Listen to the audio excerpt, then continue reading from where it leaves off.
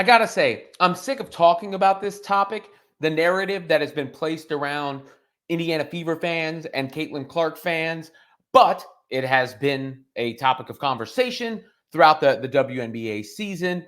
There have been labels placed on that fan base from WNBA media, WNBA players, and WNBA Finals MVP Jonquel Jones of the New York Liberty was asked about it. She was on the Pivot podcast to discuss that and other topics. That wasn't the main reason she was there. But of course, Alyssa Thomas during the playoffs had come out and condemned the Fever fans as racist. And we saw the fallout that happened from that. Caitlin Clark had to address it again. And she said, those aren't fans. Those are trolls. The spirit of which I think JJ sort of hit when she joined the Pivot podcast and was talking to Ryan Clark about that. Here is what she had to say.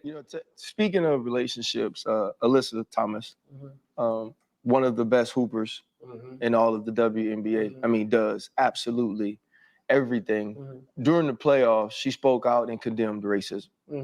They're playing, and obviously the Fever fans were being the Fever fans. Yeah. And I love the fact that she was willing in front of the press and the media to condemn racism. And she said, and now it's on the officials. I've told you what it is. Have you ever had any encounters with things like that since you've been in the WNBA? No, never. I don't know. I feel like I think a lot of the fans, like the Caitlin Clark fans, I think they wanted to latch on to Caitlin Clark and then use her as, like, I guess, like this fuel to be able to be the way that they wanted to be, you know? And I think that's why there was such big backlash when she liked the whole Taylor Swift post saying, like, vote for Kamala Harris, because they want her to be the representation of their racism and you know, like their view on the world. And she's not like that.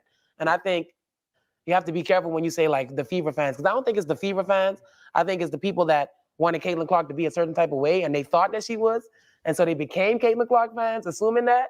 And then they realized, like, oh, no, she's actually not racist. And so now they have to kind of like backtrack and try to find somebody else that can kind of embody the things that they feel. But yeah, no player should have to deal with that. No player should be in any type of situation where they feel like, you know, their life is in danger or that someone wants to harm them because of the color of their skin or harm them in general. So it's crazy that they had to deal with that. And I hope that the WNBA gets it in order and make sure that they have like things in place, because no one wants to play in a situation like that. I don't think it's fair to the players. So Jonquel, let me just say, I didn't necessarily agree with every single word she said, but I appreciated the spirit of what she said. And the fact that she didn't label the fan base, she didn't like throw Caitlin Clark under the bus. She said, you know, Caitlin Clark, not racist. Very clear. She also said, you got to be careful about Fever fans. And that was her trying to say, you can't label the entire fan base. And she was led into that question because he said Fever fans being Fever fans. And this is what's so frustrating to me. It's frustrating about the whole conversation. Because Clark goes, you know, I'm glad she was able to condemn racism. Well, anyone who doesn't condemn racism is either an asshole or a racist, right? Like, there's no gray area there. If you're not willing to condemn racism flat out, you're an asshole or a racist. So to act as if what we saw in the WNBA is prototypical racism, I think is misguided, again, and to label an entire fan base, because so much energy has been put into something that cannot be won. Everybody says it's now in the hands of the officials, and I wish they could do something. And if they can, please, as I've said, I will help. I'll sign up. Help me do something. I'll do it. I agree, nobody should have to deal with any of that. But I've had to deal with, obviously I'm a white dude, so not racism in the same sense, but hateful comments. And I can't imagine what players on a bigger platform and celebrities on a bigger platform get it, and it's despicable. But I don't know how you control it, you know, and LeBron James surely gets it, but we don't hear about it all the time. Caitlin Clark surely gets it. We don't hear about it all the time. Patrick Mahomes surely gets it. We don't hear about it all the time. And so much energy has been put into such a fringe thing when the TV ratings are through the roof. The attendance is through the roof. The content I make is through the roof.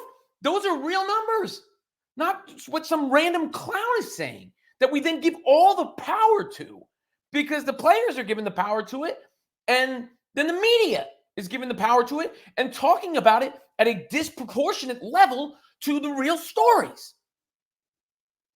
And it's frustrating. It is. Because of course somebody should have to do, of course. And of course racism should be condemned. But even to the point of what Jonquel was saying there, when she says that's why Caitlin Clark got all that backlash for liking the Taylor Swift post. No, she didn't.